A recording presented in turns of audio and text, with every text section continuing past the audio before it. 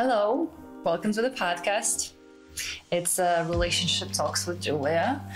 I'm very happy to welcome you here, and I would like for you to introduce yourself, whatever you want to say. What do you do? Yeah, no, totally. My name is Roman Rodriguez. I'm 33 years old. I am the founder, CEO of an early stage startup tech company called TCM, the coaching market. And my goal is to modernize and democratize continuing education for the fitness, health, wellness, and coaching space. And outside of that, I am happily married. I am a dog dad of 2, and newly moved to Texas, so it's pretty dope so far. Oh, welcome. Yeah. Where did you move from? Maryland, so near the DC metropolitan area, so like near Bethesda, Rockville, that general area. Yeah. I have friends in Virginia. Why did you move? So I'm not a native of Maryland. I'm actually raised in Florida. I've traveled around a few places while I was growing up. I'm from Tampa, Florida. I went to school in Knoxville, Tennessee, outside Knoxville, Tennessee, and then I took a leap of faith and moved from there to Northern Virginia, where then I was able to end up working at a company called Equinox for most of my entire 20s. And then once I got through that transition, that point in my life professionally, I left Equinox, worked for a tech company, and then by a stroke of luck, I met my wife. And then once we got together, we got married, and you know what? We don't really need to stay here anymore because she's Guyanese. She's not from the US either. And we were like, you know what? Let's make a move. Let's go to a place where we're both in tech. We thought Austin would be great, and obviously it is. And then I'm also in the fitness, health, and wellness space. So this was kind of like the perfect in-between for both of us to move to. That's awesome. Before we jump into the relationship part, I want to ask, how did you end up from fitness to being in the tech?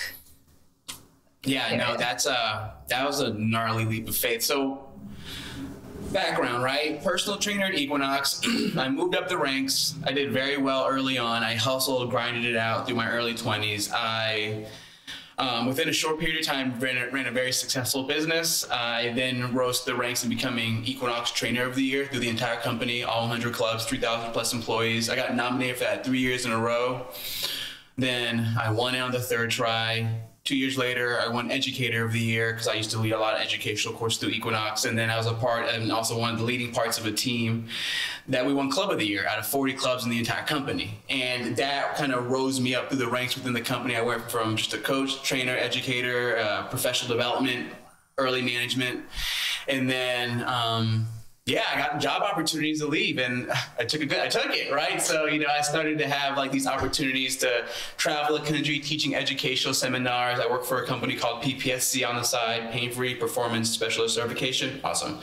I travel the country teaching educational seminars for them. And through that process, I kind of hit this open part in the road for my life where, you feel like you beat the game, you've done everything you could have, and you want a new opportunity. And life lined itself up for me, and then I was able to transition from a corporate setting to a tech setting where I was the director of a tech company, right? And that worked out for the period it did, almost a year. And then when that kind of came to an end, I decided to start my own technology company instead as well. So I was like, it's progressions that, happened through a lot of hustling in the early days, and then a lot of opportunities opened up later. What was driving you from like just being a coach? Because many people just, coach, I'm making good money, I guess, in Equinox, and why would I go higher and higher?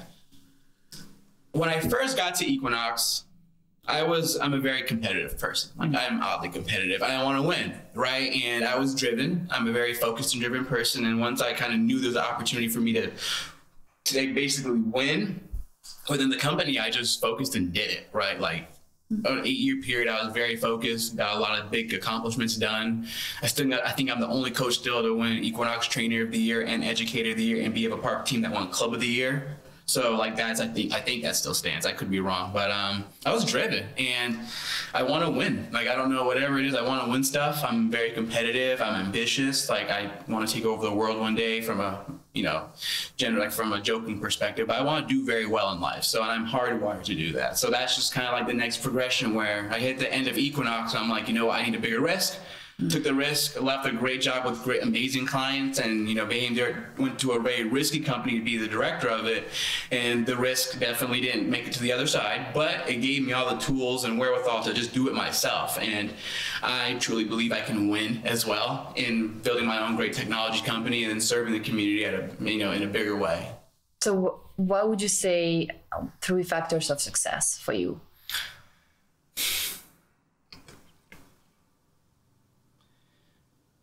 I think for one of the biggest things for people to be successful is actually knowing what you want and what your threshold is. Because I've met a lot of people from a professional development perspective that say they want to make the money, right? That's cool. Or you want to work to get the money. And those typically don't line up for a lot of people because people want the money, right? And they assume that some people that are successful, some people may have gotten handed stuff. That's fair, whatever. But the majority of people that actually come up, like they busted their ass for it, right? They pushed themselves beyond what the average person would do, and then they reap the rewards. The people looking up say, oh, I want the amount of money they have, but the question is, are you willing to work as hard as that person is and risk it? Those typically don't line up for a lot of professionals. They just say it, but they don't really want it. So that's probably the first one, and then be very clear on your goals, right? So that'd be number 2, because you have to be very crystal clear, write it down, commit to it, and just lastly, be disciplined, because it's a hard game. Like winning is not an overnight thing, and maintaining, especially, people don't realize some people do win overnight. They don't maintain it though. Right? Yeah. People don't really want to ever establish themselves and work for getting the amount of success that they want. And, at the end of the day, it's a competitive world. Like some people think it's like, oh, well, I deserve this. No, you have to take it. Like, unfortunately, you have to understand that you're taking opportunity from somebody else because somebody else does want your spot. Are you going to let somebody take it from you? Hopefully not, because then you're not that competitive. And are you willing to take it from somebody else? I am, right? And I 100% will tell people that, like, if I have to beat you and take your position, I will do it until I get there. So did you know your goals from the very beginning, or it was like a overall idea or a bigger picture, and then you're like, probably Equinox would be, a first step and then a second step, or like, did you have the whole dream? No, I didn't know. It all kind of just fell into place, because when I first went to Equinox, like, I was a new trainer. I had no personal training experience. I was just motivated. I played college sports. I played football. So like I was competitive and I knew how to stay disciplined and train. My first full year, like though I got a lot of money really quickly, I didn't really know that I'd be up for being trainer of the year until I found out. And then I didn't think I was going to win because I was the newest person of the 5 that made it. You didn't think, but you believed. Well, no. So that's the thing. It was weird, right? The first time I was just there because I was happy. Right? Because I didn't know. I'm like, oh, well, this is cool. When I lost, I then realized, I knew I was going to lose. I realized, I'm like, oh, I actually could do this because they did this and I did this on accident, or just not even on accident. I didn't plan on getting this far. It just happened. So in the next 2 years, I actually set a plan. And then every year I just kept coming back. I lost the second year. And then the person that won that second time, I actually asked people what she did, put it on a list. I'm like, all right, that means I have to do this, and this over the next 12 months. I did most of all of it, then I did win. Oh, cool. So you didn't reinvent the wheel, right? No. Didn't have to reinvent anything. I just, figured out how to stay productive and how to keep pushing past the person that I knew would give up before me.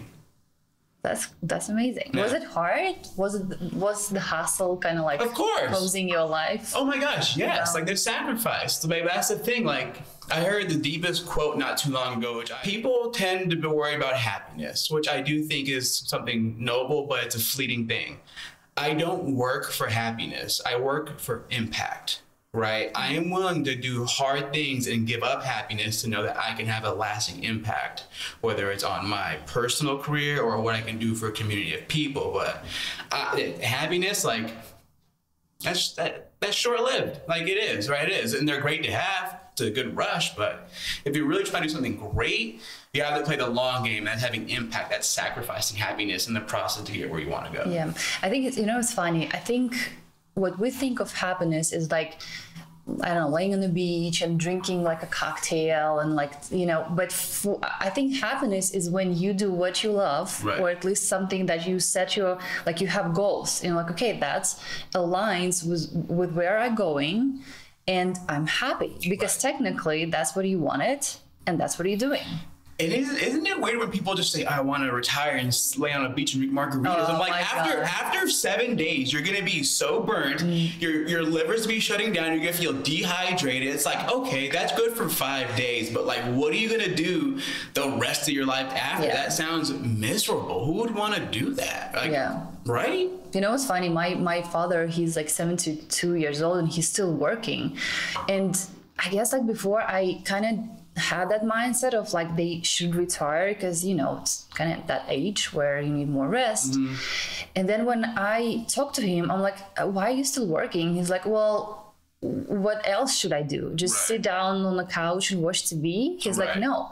And I'm like, that's why he's in great shape, great health, because he's moving, he's working, his brain is working, he's solving problems, you know? So what ethnicity is your father? He's Russian. So that's because he's Eastern culture, right? What I truly believe from working with thousands of clients and doing a lot of like general research into this, that's a Western culture thought process that once you retire, you should slow down, because in no other actual culture and across the East, they don't believe any of that, right? They typically have people actively moving and doing as they continue to age. In parts of China, they actually have old people parks. And I say that, you know, not to be derogatory, that's just how I see it. It's like, that's a park for kids, that's a park for old people, but they're active, right? They actually teach that early on. So I think unfortunately in Western culture, like you see people try to take the route of life where I'm like, how can I get the most leisure when most of the known world outside of the Western culture doesn't believe in that? Because they see that I think there's a greater pursuit towards actively working and trying to do something of value to, you know, yourself, your family, your community. Like I think that's one of the bigger things that's killing the Western culture now. Is like we don't kind of like find that.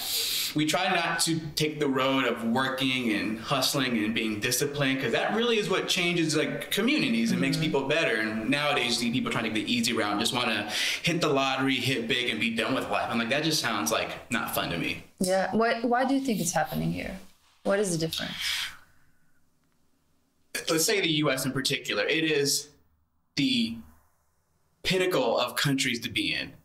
It's a country where I heard a term not too long back is that hard times make hard people and hard people make good times, but good times create weak men. There's this saying that says, tough times produce strong men produce good times produce weak men produce tough times. Yes.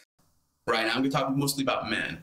I think this country's in terms of good times, there's a lot of weak-willed men that don't like doing hard things. Whether and this can be an office thing. I'm not saying you have to do like work with your hands in construction. Like, I'm not saying that, but I think we're in a culture of weak-willed men that have been able to enjoy the fruits of the easy life, which is, I think parents want to do that. That's what people want to do.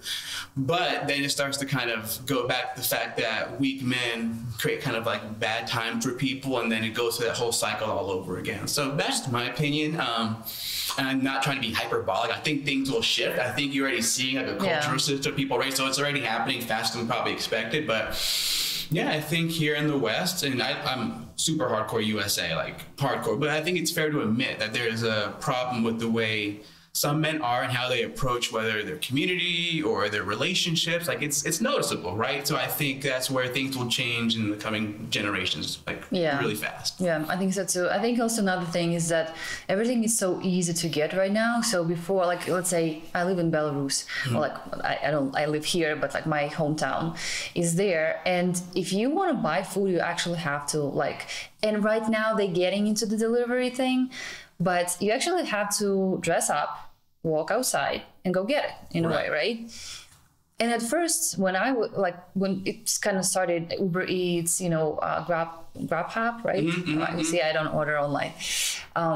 I'm like, oh, that's so awesome, you know, like if you don't have time. But then what happened is that people became more like lazy, right? We have Amazon delivery right into your door. We have food delivery. We have liquor delivery. We have like clothes delivery. And just there's no movement, right? You know, and that's like, it's fascinating, the obesity rate, because like my former career was nutritionist, and even in not only in adults, in kids as well. Yeah. And just seeing that, I'm like, wow, it's bad. Yeah. You know, like what's going on? You know. So yeah. And I think that's a total Western culture thing, because if you look towards what they probably do in Japan and how they approach schooling for kids especially, and how they try to encourage them to not just be more active, but also be be able to be independent individuals at an early age, making their own food for school, learning how to exercise, taking all that serious. I think we've shifted away towards that, and then we have now gone to a life of more ease, which isn't bad. Like, I don't think that's the worst thing, but I think there are pros and cons. Like, do you have to be, you know, if a lot of life is easier now, does that mean you have to go out of the way to, you know, put yourself through a mock struggle so you can, you know, feel like you're getting better? Yeah, you probably do need to go figure it out, right? Like I played college sports, right? And when I was a freshman, I remember seeing the difference in men that high school young men that I played sports with that just could not battle through adversity. I'm telling you, I've never seen so many people after 1 day of conditioning, 2 days of preseason training camp, all the freshmen, how many people just quit, went home in the middle of the night and just gave up. And it's like, dude, we just got here. Why are you already quitting? Like you got some sort of scholarship and an offer to be here, and you're quitting on like the first 2 or 3 days. Like, that just seems illogical. But that is basically where, you know, that's probably more of I would say anecdotal case, but we see kind of how that is, where people just give up too easily and they're not willing to push themselves. And that's just showing up in the generation of people where people just don't have enough, they haven't calloused their skin to be thick enough to take on adversity at all, which is sad. Yeah. And you know, I think another factor is the agriculture itself. Like in Belarus, my grandma was working in the farm. Like we had a farm, like a small farm. So she was working like technically up until the day she died.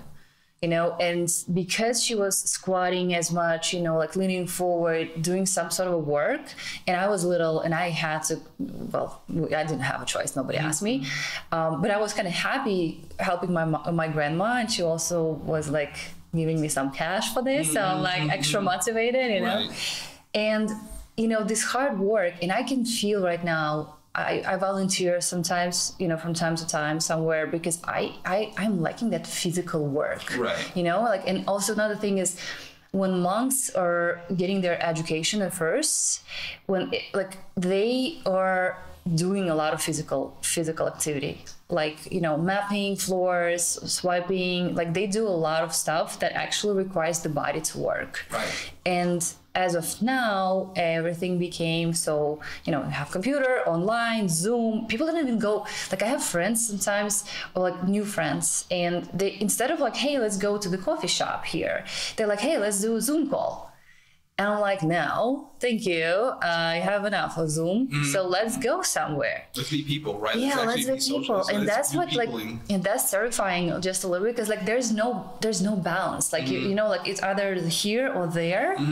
And I think it's good to have all, like, you know, this phrase right now, that right now is the easiest time to live, right? Like easiest time, because our ancestors, like they had to hunt, right? Like literally, or they die, right? So now, you know, it's good to have all of those kind of like applications and easy ways when you really like, okay, I'm running out of time, I'm at home, for instance, I have a baby to take care of something, and I can order food, that's great, right? But I don't abuse it, right? You know, like I'd rather take my kids maybe to you know, a shopping center and show them, hey, this is good food, this is like, we better just minimize that, you know, food for our health and wellness.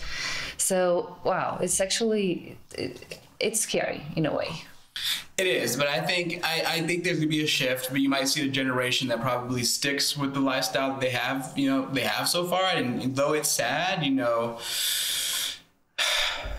But you know, people, the shift, like it's funny, like how, like, so we have the skills and we learn from very early ages, right? So I learned how to work on a soil, how to do this, because I saw my mom was working, my grandma. Now our new generation, they don't have that because we don't work. You know what's interesting too is just like the fact that people won't have the same core memories that you have. And it's not saying there isn't like, not everybody needs to go work in the fields, but it's obvious it's a core memory for you where it's like, hey, this is when I was peopling with people. Like, that's where people don't. But it's also built my self-esteem. It built my self-confidence.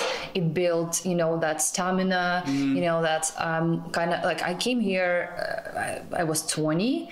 I had nobody here, no friends, nobody, and I was in New York, so like, I had to hustle because I spent all my money on shoes at first, like maybe a week, because my mom she was not a fan of like high heels. So I'm like, high heels, and I bought it all. So I'm like, okay, now I need to get a job. Then I couldn't get a job because they need an experience. And I'm like, how come I can't get an experience? I just came here.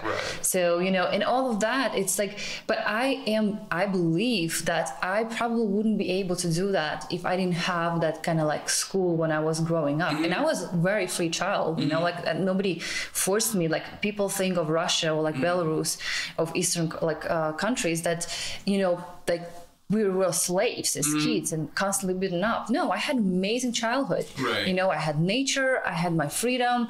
My mom never told me what to do or where to go. Like, she's like, yeah, you want to dance? Go dance. You want this? Do this, But I was able to survive, right? Especially the first like years, because I had that training, and now even like you were talking about men working, I think women also kind of right now, they are not able to, and I'm not saying again like physical work, but to put a little bit more grind, I guess, into like a family and a partnership. And it's more of like, well, I don't know what to do, like do this for me, or like, and I also don't know how to cook, and I'm not gonna cook, and I'm not also cleaning apartment, like, and I understand the like different, like the, like when it becomes like a norm that a woman's supposed to do that, but I think a lot of women right now don't even know how to do that.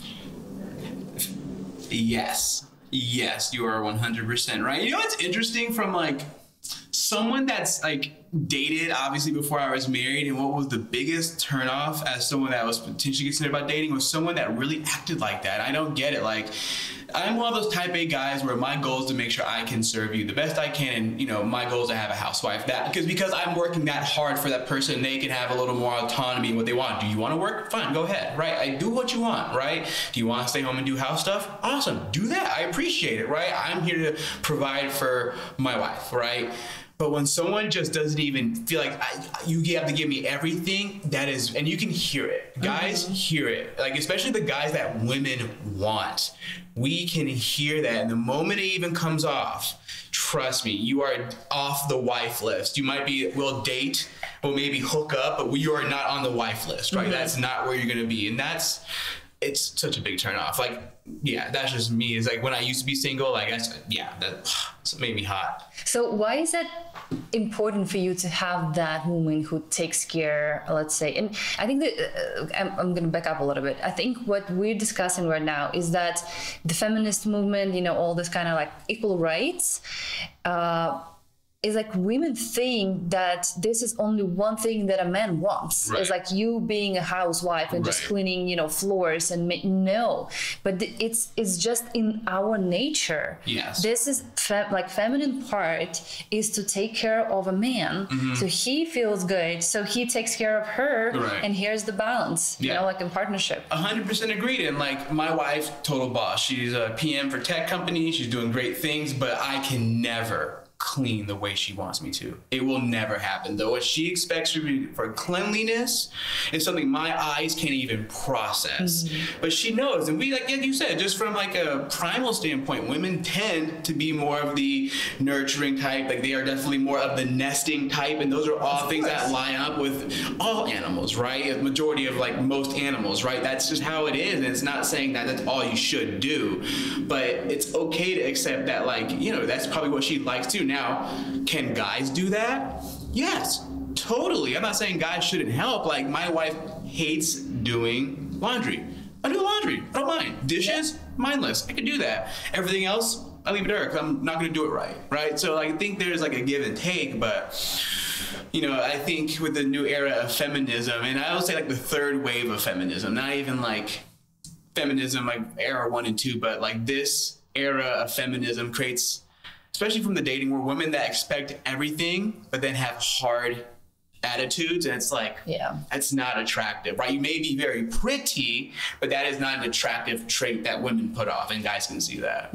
So tell me, what is in the wife list? Like, what are the qualities of a woman that would make her go on that list, actually? Like the not wife. Okay, so... Yeah, let's do not wife and the wife. Oh, on the not wife list, right? Just directly, anybody who's overly sexual on social media. I'm not saying you're putting out like half-naked pictures, but you can tell when you're putting out things that are trying to show off the way you look. And I get it. You want to make a statement. I look great. There is a certain point where guys notice that it's just becoming a thirst trap. You can make a statement, right, like being dressed, right? Totally, like, right? You can totally say like, oh wow, she has a great body in a respective way. And this isn't saying that's not having them in the dating category, but you're asking about the wife category. Guys that I'll date you, I probably won't give you a ring, right? Because there's something that doesn't feel like almost... there's something that I don't want to say defiles. It's a hard word, but it taints the view of what you see of that person, right? It's just being honest as a guy. Like, guys don't want to admit it, but it's like, it's true. It is true. What else would put them in the not wife category? I think guys that are super type A and go-getters, they want a wife that is somewhat dependent on them. Not saying they're like, oh, I need you the whole time, but there's something to be said about someone who likes someone, wants to be a provider, but also isn't just like a vegetable doing nothing, right? Like my wife, I told her, like, when everything gets big with my company, no matter where I go in life, I will do my best to provide for you, right? You don't have to spend your own money ever. Does that mean I don't want her to work? No, she's a human being. She's an individual person. Like, if you want to go work, right? Is it something where I don't want you to kill yourself? Please, right? Is it something that you love? Go do it. But just know that I want to be your provider, but I also don't want you sitting at home doing nothing, because that's annoying. I think why is this important is that it's about the topic of feeling safe. Right. Like men, so I have a lot of comments like, oh, women only want, like, they only want money. And it's not truth. It is in the way of like, well, if you say like, I only gonna marry you if you make a certain amount of money, then what it creates for me is that, well, but my value is to have a kid.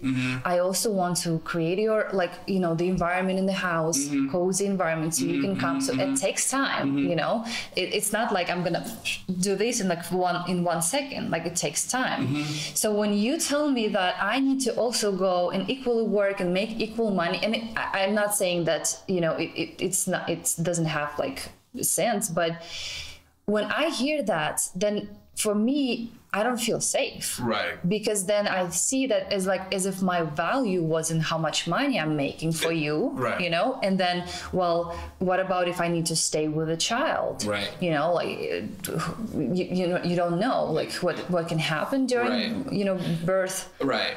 I think one thing that all guys should understand, you do need to create a sense of security. I'm not saying what that number has to be on the financial end, but there has to be a sense of security, in my opinion, for women to be like, yes, okay, let's do it. Because I'm not saying you have to be having like an exorbitant amount of money, right? So for guys that say, oh, girls only want my money, I would challenge that by saying you don't know where you're looking for good ladies, because good ladies are everywhere. You're probably looking in the not ideal spots to find a wifely woman. non-wifey material. Right, and those women, they are typically even-minded. They may have some stipulations, but they're not out of their mind, right? And also about the amount of money, right?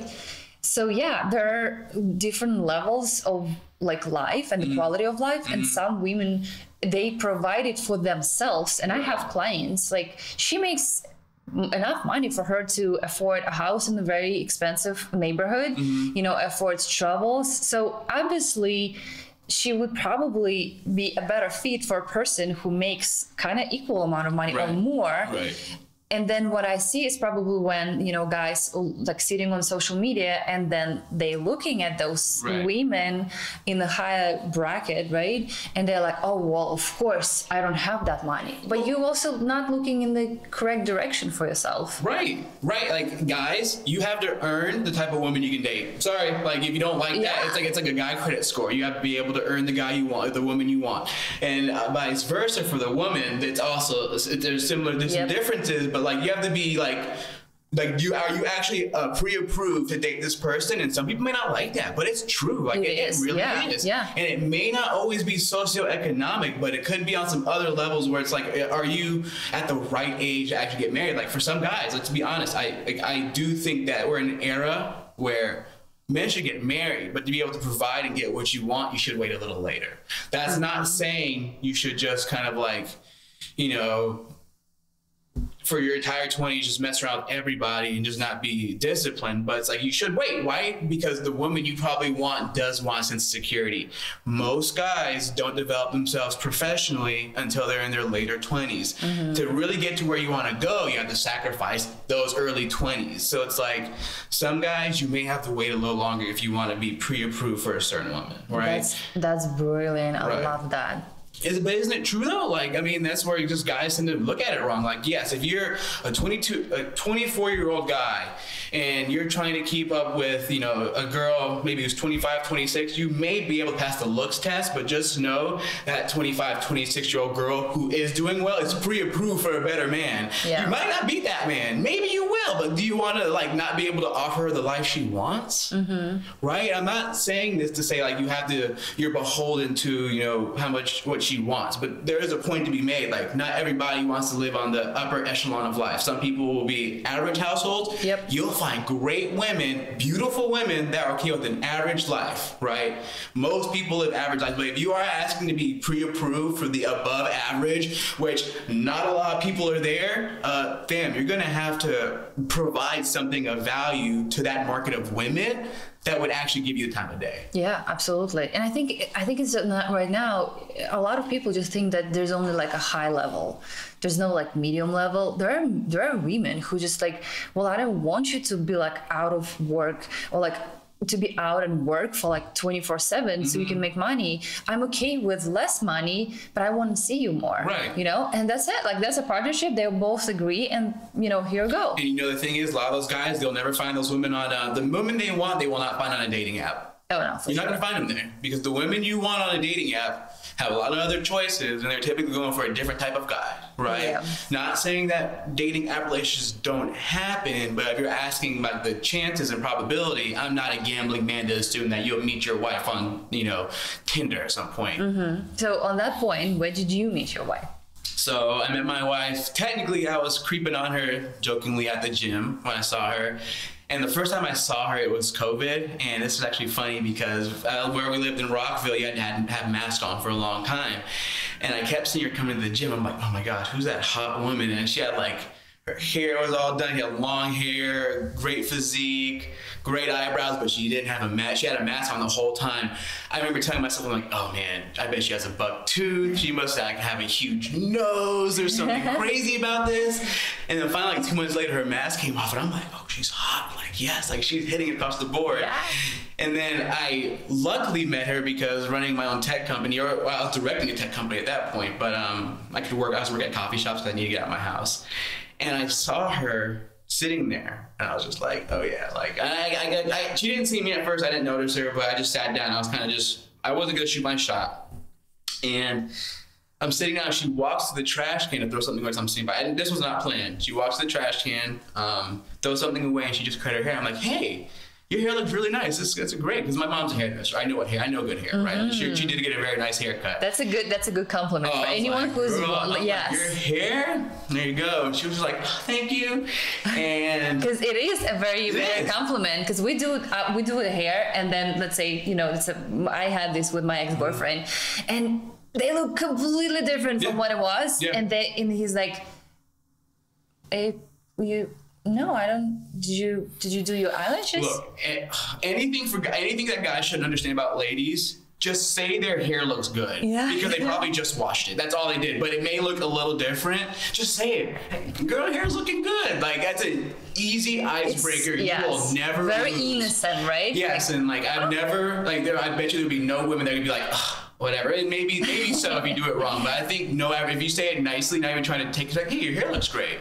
It would be like, wow, You're good. So then she sat down, and I was about to leave, but someone was like, you know what, just go say hi to her. I'm like, okay, so spur of the moment. I get up, and she's sitting like 2 seats behind me, and she's on a computer. I walk up and push her computer down, and I'm like, so, I see you're on the gym. What's your name? She's like, oh, Nadia. And she's kind of stunned. I'm like, Nadia, it's a pleasure to meet you. Yeah, your hair looks great. Hope you have a great day. I'll see you around the gym. And I just left. That's a bold move. Left. And I'm telling you, and I did catch her off guard. I know I did. And she was just like, and I remember I got to my car, I'm like, I did it, right? And then I remember I didn't tell her my name, crap. And it wasn't planned. I just totally forgot to do it because I was just like, all right, let me go.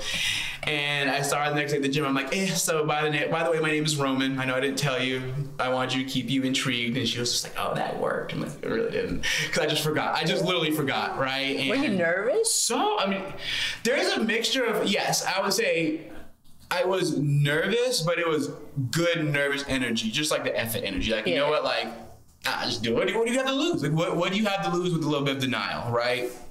And it worked. So, this is where it gets funnier. I talk to her, I'm like, hey, let's meet up for coffee again. Because, I think it's always a very neutral first time dating ground.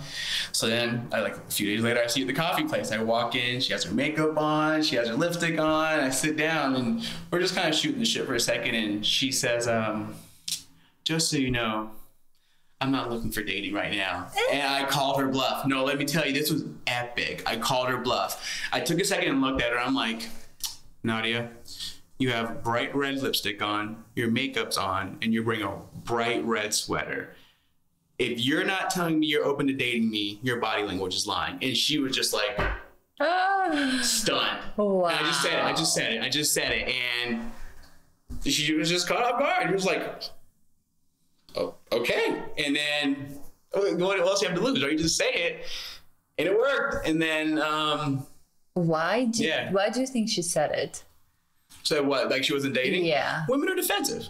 Okay. Of course they are. She was like testing you, right? Of course, all women. I know that. I use that all the time. It's a good defensive move, and that's why guys don't know how to read people. Like this is why I think I lucked out. Where as a personal trainer for just almost 10 years and coaching, being around people, I am introverted, but I am very good at conversing with people. I can read people well enough, and I was like, I don't believe you. It's like if you weren't interested, you wouldn't have got all dressed up. Yeah. She just perked up a little bit, and she was like, maybe. And I think that was the moment I kind of caught her off guard, and she then at least was interested after that.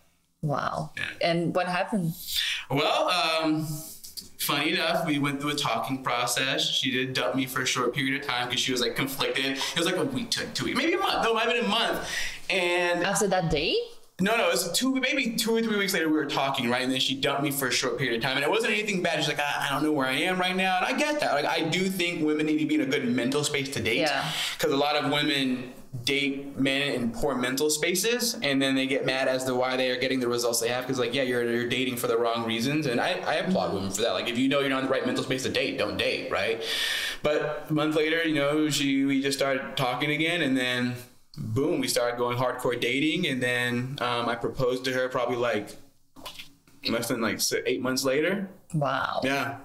I remember you told me when we first met at this entrepreneur meetup that you kind of knew that she's gonna, or you asked yourself if you can picture her as a wife. Yeah, did she hit all the values that I wanted in a wife, right? And that's where I think we talked about like dating before. Like, I don't think guys really know the values they want, and then they're not very clear about what they want. Like, I was very clear with Nadia from day one.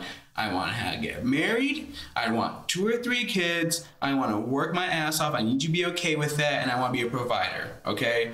I have goals. I have ambitions. And this is where I'm going. Does this work? Right? Are we lined up on this? Right? Because then if she would have broke any of the values, and it would have been like, all right, then let's not play the game. Right? Because I think guys don't date based on values. And the worst thing that a guy can do, because dating's it's tandem, right? Let's just be real. It's a 2-person dance, right?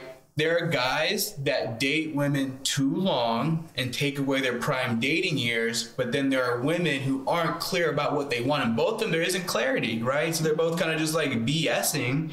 And then, unfortunately, in my opinion, the dating window for women is shorter because as men get older, they do get more choices. It's not common for as women getting older to have as many choices. I'm not saying they don't, because there are pretty women everywhere that can bang, that can get any man. I'm talking about the general person that's dating, right? That's where they, like, generally, like, women, you do have to figure stuff out earlier in life than men do, and that's not fair, right? But it's life. And guys typically have to wait a little longer. They should. They should wait longer so they can have more options, but also be a better provider for that person, right? To give that woman the sense of security. So how did you know that Nadia had the same values? We talked about it. I was very clear. I told her, I was like, look, I want to get married. I'm not going to be a person that wants to date around for a year or two. Like, you know, if I know when this thing makes sense, and, you know, she understood that. I am a man that fears God, so I told her about my cultural values, my religious values, and how I see myself and how I align my life. And she confirmed on that. I'm more Christian, she's Hindu, but we at least align somewhere in the middle. So I'm not the strict person where we have to be the exact same religion, right? As long as you're not doing anything that's like trying to hurt people. I'm very open and respectful of other people's faith, as long as it's the same way about mine. Right, and those values luckily lined up enough because, like in Hindu culture, they're accepting of Christianity. They're already they've acknowledged Jesus in their literature. So it's like, all right, like, you know, cool, we can work with that, right? And then based on just what I wanted to do as a husband, like, hey, I want at least 2 to 3. I want 3 kids. Like if it was like we're winning, 4, right? 4 and 1 adopted, maybe, right? I think adopted would be cool. But I'm clear what I want, right? Like these are things that I verbally say out loud, knowing that I will work to provide that, right? So I was very clear about it. And then I just kind of also see how she held herself in public. My wife is beautiful and very good looking and great body, but she's modest, which is nice, right? Like it was nice to see a beautiful woman who's modest. It's an anomaly to see that right now. Like it's, as a guy, guys can agree, if you see someone who's actually beautiful and they're not overdoing their outfits, it's like, it doesn't say you can't dress up nicely to look good, but there's a difference, right? We know there's a line somewhere where it's like, like, is this outfit a little too much for you? Like, or is it not enough? Is there not enough clothing? Like, I firmly believe that guys like me, we can appreciate that. You can see the in between, like, yes, this person dresses very modest in public, but we know that this person is just banging in every way. And that's what guys like, right? Like, maybe some guys disagree, but then I think then there's a value difference between that person and I. Yeah.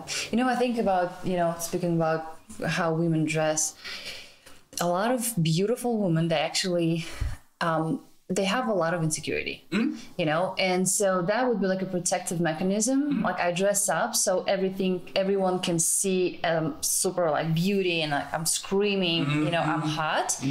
So nobody can like approach me for because they want relationship, right?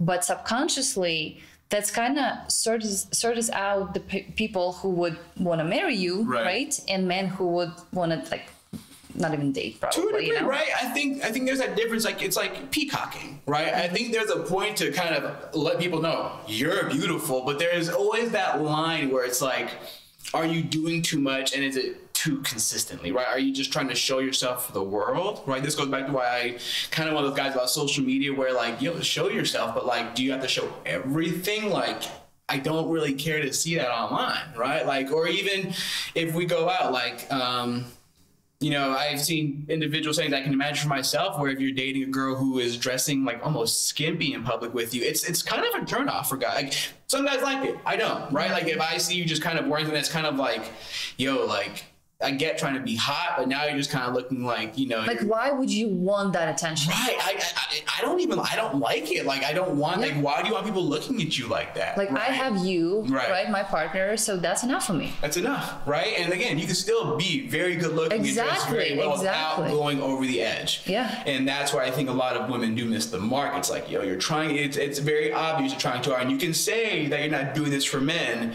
but in most cases, your outlet is attracting men who have eyes, and you can't, like, eyes do what they got to do, right? You're gonna look, like, you know they're looking, right? Yeah, it's not a surprise. Yeah. What do you think is, I see also like the vice versa kind of thing happening is when women actually don't really take care of themselves, you know, because they're like, oh, like I just want to be natural. Like I've met women who didn't even wash their hair for like months, and I'm like, wow, what? Yeah, I think there's a difference between like that line of like, I'm trying to be less, you know, they try to do less of, you know, doing anything extra on their body compared to just not being hygienic. Like we're in the modern era, like if you can just wash your hair because we have free flowing water, maybe you should do that, right? Because it's not going to make a lot of guys really want to come close to you if you're that, like, you know, I don't want to say hippy dippy, but you're also not Tarzan, right? You don't have to go out in public. Like you can clean yourself up. Like, yes, can guys maybe walk around with a kind of looking crazy looking eyebrows and a halfway mustache? Yes. And is it good for ladies to do that? No, maybe like you clean yourself up a little bit, right? It's not going to help you. It's not going to help you find more men if you don't clean yourself, unless you think you're okay being by yourself. And newsflash, we're social beings. People are not meant to be alone, right? Like we're not meant to be, right? I mean, you know what? The same ways for guys as well. Like I'm very, like, I like to see beautiful things, visions, right? And when there's a man next to me who smells good, you know, like there's not like a lot of just sweat coming off him, like his hair is fine, you know, I'm not saying like he's like just spotless though, like he's going to a prom right now, but that's what I also see right now. People don't really like even try to look good, right, you know, like, and goes to guy as well, like you can totally, you know, have a better t-shirt that doesn't have these spots here that like eight years old. You know? No, and that 100% goes back to guys. Like I fell in this trap for a while before met my wife too, where though like I've always been a very in shape and good looking guy, there are times in my life where I just didn't care, and I made up for the fact that I have a nice face. I always in shape. I did sports, like, and I worked very hard, and like I was in the right social settings, and people would be okay with it. But I had to figure out where I'm like clean yourself up. Like my wife jokingly tells me, "It's like you better not be going out looking crazy, right? Like you better go wash your face and clean your eyes." I'm like, "Why do you care?" It's like, I can't have you out there looking crusty. I'm like. And I didn't realize girls really looked at that. Like I didn't realize it, right? Like if you look like you're not washing your face, like she'll roast me, which is funny. She'll just go hard on me and make jokes, but I didn't realize ladies actually look for that kind of stuff. Yeah, and you know what else do we look at? At least like I know that I look at it is at your fingers and your nails. Oh my gosh, I actually cut my nails before I came, so I know. Like, I had to. I cut my nails before you came, so like you said that? Yes, I'm telling you. See, but guys don't sometimes think about that. It's like ladies notice this. Like, dude, put on some chapstick, you know what, like something. At least what it shows to me is that how much you can care about yourself, you know. Do you actually care about how you look? Do you actually care how you smell, you know, how your nails, and they don't have to be manicured, but just cut nicely. And right now it's like you can literally just jump into even salon, like the manicure place, 20 minutes, they just cut it, that's it, you're done. Right, and we're in the modern era, like all this stuff's accessible. Like you have typically water everywhere. You can like halfway clean yourself up, clean your nails up, make sure you have nice smelling clothes, at least wear halfway decent outfits, man or woman, right? And like a little effort does go a long way. I think that's also what people forget about. They think you know, they always think you have to do the extreme amount of effort to get what you want. But it's like, no, fam, just typically a little effort's noticeable by most people. Yeah, I think so too. So tell me what else, I mean, how actually you even knew that this is my goal, I want to get married? Because I feel like now when I interview a couple people, you know, before like doing my program, they're like, I don't know what I want. Like, I don't know if I want kids. I don't know if I want you know, a wife, maybe. So I feel like we're coming back to the beginning of our podcast when you said about goals and knowing what you want. Right. So how did you actually, was it just because of the culture, like of the place you were born, and like how you were raised, that you knew? No, so you know, not to dig on my own parents. My parents divorced, so I grew up high school, a single parent household. So like it wasn't like I saw a lot of relationships either. And in this era, most people are divorced, so like it's not like you always see a bunch of relationships. I actually was like most guys. I just kind of wandered and dated and just did what I had during my 20s. And a lot of the advice I gave was those mistakes I made, right? Like not being direct and clear about what I wanted. Like, you know, even in my So one thing I will say that helped me even in my earliest 20s, the way I worked, when I was 23, I was already making $100,000 a year in commission, right? I was pulling in great money for 23 years old, and it was crazy. So I obviously pre-approved for a lot more people, right? Because it was like, oh, like you are someone that has income, like you have some sort of status, you're moving up. There's women also date based on risk potential, right? They see, like, okay, there's potential here, right? Like, yeah, that's fair. So I was able to date early on, but I also dated with no intention, right? It was just sorry for interrupting about the potential part. It's not in a bad way. Like the way we see it is like, well, I want to create a family with you. Like what kind of genes my baby would have, you know, like are you actually, and it's not that, you know, it's like in the shop we're like choosing. No, it's like it's kind of like internal radar for us. It is. It's a primal thing. Like we're at the end of the day, though we are a conscious being, we are still animals. Like women will naturally feel some type of way towards somebody who looks like their provider. Not all lions in the jungle mate. Most animals don't make babies. Most like lady animals, whatever, female animals, they go towards one or two type of things. Like they don't go towards a line. Like we're the only, like one of the few actual mammals that actually tries to group with one individual at a time, where most nature, like most animals, go to the same few like alpha animals. So, and he actually have to, like he has to prove. You have to fight for it. Yeah. Right. So you have to fight off other animals. Like it's not like you just get it all. So it's like, no, it's. I think the dynamics of dating isn't the fact that they aren't clear or like people don't know. I think people just, the dynamics of dating haven't changed. I think people just aren't realistic about how they set their goals and their expectation for the person they want. And if more guys did that, and you're like, look, you gotta be very clear of what you want. I wasn't clear in my 20s. I was not. Like I was everywhere. I could do whatever I want.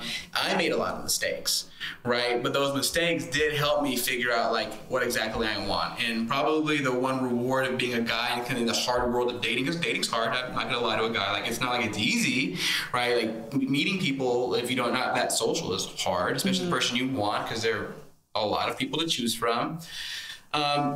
You have to be very set in what you want and be very clear and understanding, because my whole 20s I was not clear. Made a lot of mistakes, made a lot of issues, stuff that I wish I could have, I'm not gonna say I wish I could have redone because it made me the person I am now, but if I would have known earlier, I would have focused differently on about how I was going. Maybe I wouldn't have dated people for long periods of time because I never saw myself getting married to them, right? Like I just didn't. You're probably cool to hang out with, but you're not marriage material, right? In my opinion, I'm not saying you're not a good person, but like for me in my life, no, I just can't. Like, I don't see us actually getting married. There's no like imagination of me thinking we can get married, and I didn't learn that till I was about 30. And then even from 30 on, I had to prepare myself to be the guy that I thought I should be to attract the type of woman I want. So then it took me about 2-3 years of actually like working on myself. 2 years, 'cause I met her at 32. It took me 2 years of figuring myself out while still on and off dating to actually be like, oh no, this woman's wifey material and I fit everything she's looking for. I love what you just said.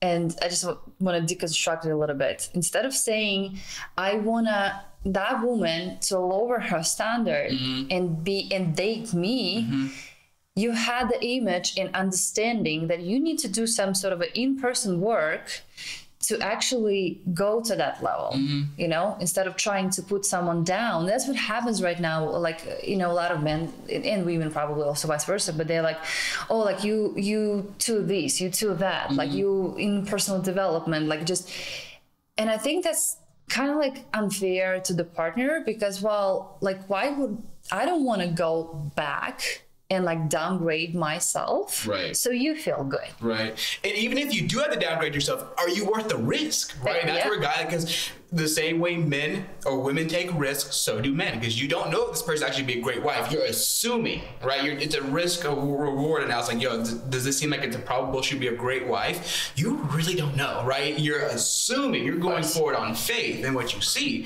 So it's like, you know, but nobody can tell you that. No one can tell you. Even if she would be like, I'm the best wife, you don't know. There's no guarantee, right? Like, So anything. She could say, I might not be a great wife, but it's like she could be a great wife. You don't know, right? But that goes back to like, you know, guys have to prepare prepare themselves to at least get to the point where it's like, do you fit enough of the qualifications, and is this person willing to risk the fact that maybe you hit 8 out of 10 things, but that 8 that you do hit outweighs the risk for that person to take the risk of life with you, because it's a partnership, right? Like, marriage isn't easy, right? Like, relationships, like strong relationships are not easy. Or the ones that look easy are gonna fall apart. The ones you see that are super active on social media, that post all this lovey-dovey stuff, I tend to think they're all fake. Because real relationships have problems, and you have to be able to work through those problems. And then if you can do that, then you at least you'll have a strong relationship, because problems are gonna inevitably happen. Yeah, and you think I think one of the problems right now in relationship, and I work, like, my clients sometimes they're like, oh, I don't know if my husband even the right choice, and I'm like, well, hold on one second. So, you know what's funny? Like, right now, before, divorce was kind of like forbidden, right? Like, or at least shamed. At least they were shamed. Exactly.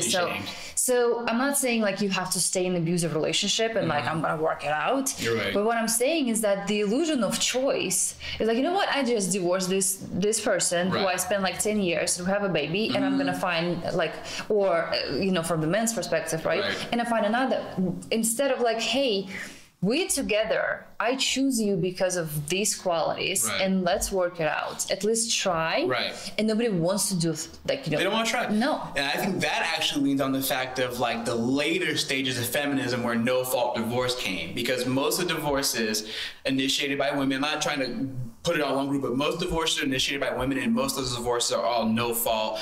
This isn't working anymore. But if you have kids, that's a crappy answer to give. I don't feel this, because you're not guaranteed to be happy every day of your marriage, right? If you have kids are not easy. You're a human too, and this human might frustrate you. It's gonna happen, but like, you gotta make the commitment. So like, like you said, do people have to stay in relationships that are bad? No, of course not. Like, no one expects you to stay getting beaten, like, or if you're like, emotionally abused, I get that, but there's also like, where's the line that you're actually drawing? Because a lot of emotional abuse is subjective. I'm not saying it's not happening, but where is the line, and how do you actually like count for that? So this is where I do understand a lot of guys' standpoint, because as a young guy in my 20s, I was against getting married because I was scared of divorces too. But that's where I had to shift my mindset, as I know the woman I choose also doesn't see that as a choice. Like, I told my wife Nadia, like, if we get married, we are never getting divorced. Like, you'll fight me, you'll hate me, but you just know that I'm gonna stay here. We'll work it out. I'll sleep in a room for a little bit. We'll figure it out. But we're not divorcing, especially when we have kids, because I grew up in that house, right? I'm not trying. My parents are great, but like, there's nothing more detrimental to a young person in the later societies of having single parent households and kids having to see that, right? So like, I told there's no way out. Like, we're in this, like, But this is what I do understand in the current culture, especially in the Western culture, where women are favored in divorces heavily, right? So I get it. I see why guys, have fear, and I get it. I think that's totally respectable for you to be apprehensive and be more cautious of your choice. But it doesn't mean you shouldn't make any choices, right? It just means you have to be more cautious and very clear of what you want in a woman and what the expectations are. Yeah, and I think once you kind of have your goals clear, your values, I think many people just don't even have values. They don't know what their values are, or like beliefs. So you go from the higher level, and instead people go from the physical, more of like the way they look or how much money they make, and that doesn't last long. So this is where I think girls understand. Guys get this. Guys, especially guys that want wives. Guys will go down on looks on the scale to go up in cooperation. So here's how I look at things, and this is, ladies, if you've heard this scale before, guys typically have a 1 through 10 scale, and it's multifaceted, right? Most people try to judge everything on looks. Oh, I'm an 8. Okay, your attitude, a 2. The way you act in public is a 4. The way you hold yourself is a 3. Your average is now a 4.5. We may date and hook up. You're not getting married, right? And that's how guys look at it when they're getting married. I love that. So guys will say, hey, I'll take a 5 in looks, but she's in shape. She takes care of herself. She's a hustler. She's a nurturer. Like, she hits all the other ones fine. And this is why you always hear that trope of like, oh, he broke up with me and took a woman that didn't look as good. Yeah, because she probably is more cooperative, right? Yes. She's probably easier to get along. Look, she's in shape. Like, she has a great body. And she feels better with her. She's a nice person to be around, right? Because she isn't a hard-bodied person. I lucked out. My wife is beautiful and has a great face and very, she hits so many of the points where I was like, 7 months in, I'm like, we're getting married because I'm not going to play this dating lottery anymore because it is a lottery game. There's a lot of people in the world, right? So you can't keep thinking like, well, what about the next person? Don't get that chance, right? If you find someone that hits the majority of what you want, you should not just hope for something else. I think that's where no-fault divorce is a problem, because especially for ladies that know they think they can get more, they're willing to risk it. And some of them will get remarried, which is great, right? Like, get remarried, but like, we know how that can escalate into people just constantly leaving and going, jumping relationship to relationship, where it's just like, you shouldn't do that. Like, relationships scar people. And I say that in a nice way, right? This is why when I have sons one day, I'm gonna tell them like, hey, like, maybe be friendly with me, but you need to minimize your dating, because every person you seriously date and don't follow through with, it will scar you in the future. Yes. It's gonna F you up somehow. That's why, like, I'm not the biggest fan of men being overly promiscuous. Like, yo, if you're gonna hook up culture, okay, be protected, no children, but just know that will come back to bite you in the butt later on. Oh my God, yes. It's going to mess you up mentally. And any guy that says, oh, no, it doesn't, you're lying. You are 100% lying, because it will throw you off mentally. Will it manifest in physical form? Maybe not. But trust me, we all know what happens in guys' heads, especially the guy who's been there. It's in your head. Right? So it's like, you don't get it out of your system, and then you don't adopt a new way of kind of operating in the real world, because your mindset's still thrown off of maybe what your past experiences were like. That's just, you know, and maybe some people disagree, but I would say otherwise. And I think a lot of men aren't really open about saying it, because we're in the man era of like, oh, what's your body count? But it's like, all right, fam, like, you might have a big body count, but how's your headspace? Like, are you good? Yeah. Like, are you know what's funny? I have friends who, they were like very aggressive hookuppers, and like, I just have and it was kind of, especially also in Belarus as well, it was kind of met as something like noble, you know, like, wow, you're an alpha male, you know. But a lot of my friends who had that experience, they are not in a relationship right now, no family, and they really F up in their head. And like, this is a therapy right now, because, well, you know, that's in your head, right? And then that's where men aren't shit, and then it's like, no, the men you chose were just shit. I'm sorry, like, you chose men that didn't help you, right? It's a tango. Yeah, you maybe got with a bad person, but like, when I hear some ladies say, oh, all these men are bad, I'm like, you know what the common denominator is? You chose all of them. That was your choice. They may have all not been great, but something about your filtering process made you choose these men over and over and over again for you to get disappointed. Oh, I was that person. Yeah, I was that person. Totally. Look, and who doesn't go through that? Anybody who dates go through that. Because as a guy, I went through that, right? I didn't know how to filter out. I took whatever I could get. Not whatever I can get, because I had choices, right? I'm not trying to like toot my own horn, but like, I never was one of those guys, I would say, that had a hard time dating. Again, because it's like, I speak well, you know, good looking guy, I'm in shape, you know, I'm in the right places. And you make great compliments. Right. Yeah, the small things, right? So I know how to socially interact, but I still didn't always make good choices, right? I know I did. I know I made a lot of questionable choices that made me figure myself out real quickly. Thank you so much. So we're gonna wrap up in a second. And the last question that I want to ask you, what would you recommend, like, young men, you know, guys who are looking to create a healthy and strong family, just like you did? Like, maybe it's their mental space, or what should they do? Or I think it's a multifaceted question, right? And I will say that the first thing, let's say the age range is early 20s to probably like mid 20, like 24 to 29, right? I would say for those young men, you need to really figure out yourself first. If you don't have a foundation of your values, the way you operate in life, and what your goals are. Because if you're trying to date somebody without knowing yourself, you become that boyfriend that someone resents, right? And that sucks, right? So figure yourself out first. And if you have to date, but don't try to go the route of meet women at clubs. Like, fine. And anybody that thinks I'm not for hookup culture, you're an adult. Do what you want, right? You live once. I get it.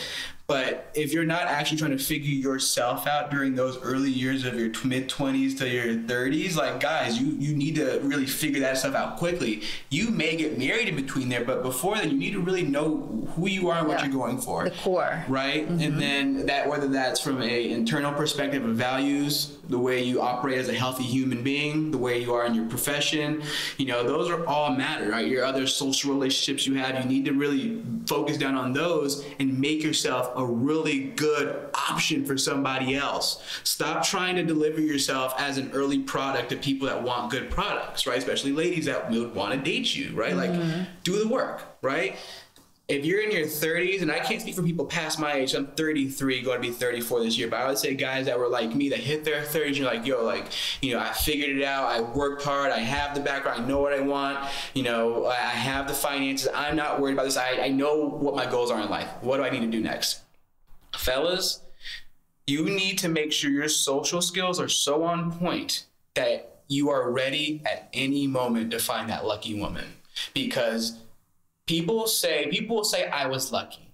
I probably was, but if you didn't stand up from your chair that day. So that's where the but comes in. I probably was lucky to know that this is a great woman, but I was ready for the opportunity to follow through on my luck.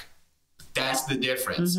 So fellas, you need to be open-minded to who can be. I never thought I'd be getting married to an Indian woman. She's Guyanese, she's Indian. It's like a that Caribbean Indian, Caribbean Indo, version of people. I never thought I'd be married to that. I used to date white girls, right? Nothing wrong with that, right? I've dated black girls, but I've dated a lot of white girls earlier in my life, and I never thought I dated an Indian woman. I never thought I dated a woman who was mostly Hindu. I never thought I'd like to eat curry so often now. And there's a lot of things that I never thought I would do, but it all really did start with me being open-minded to who your person could be. That goes back to values. If you don't know your own values and you don't figure out the other person's values, you don't know who actually could be your person, right? We live in a great country where, yes, there's a high likelihood you marry somebody of your own race and ethnicity. That's fair, but we're also in a world where everything's intermixing. You never know who you can meet, of course, right? Because great people are everywhere. And a lot of people just like check it out, from there, like, no, I'm not even looking at that. That's the filter is just like not working to that direction. And if you want to do that, fine. But just know your choices dwindle significantly compared to being someone a little more open-minded. Like, same thing with my wife. Typically in Indian culture, they don't date black dudes, right? I'm mixed. I'm black and Puerto Rican. They just don't date black dudes, right? Which I get it. It's a cultural thing, right? I'm not taking that personally. Like, I understand that's how cultures work.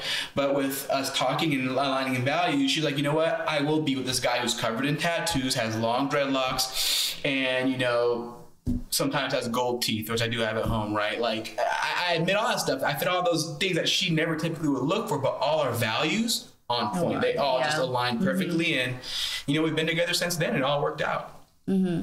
So technically first figure yourself out, your values, your beliefs, where you're going. And I think that's the major thing for men. Like, that's why right now I feel a lot of men are lost because there's no roadmap for them. Like, they don't know what they want, like who they are, how to stand up for yourself, how to speak with a woman. Most people wouldn't even come like that, like the day where you met your wife. Most men would probably just stay seated and they would be like, or even if they did take their shot, it was just something dumb. Like, they would have just approached it in a stupid way where it's like, you're not even coming at a way that makes someone even kind of like you. Like, I didn't ask for a number. I didn't do any of that. I just gave her a compliment. I was like, hey, it's nice to meet you. You're a pretty human being. Yeah, and it was genuine, right? Genuine. Yeah, genuine. Exactly. None of it was pre-planned. I saw her. Perfect. And again, the way she presented herself was perfect. She had a sweater on, she had jeans on.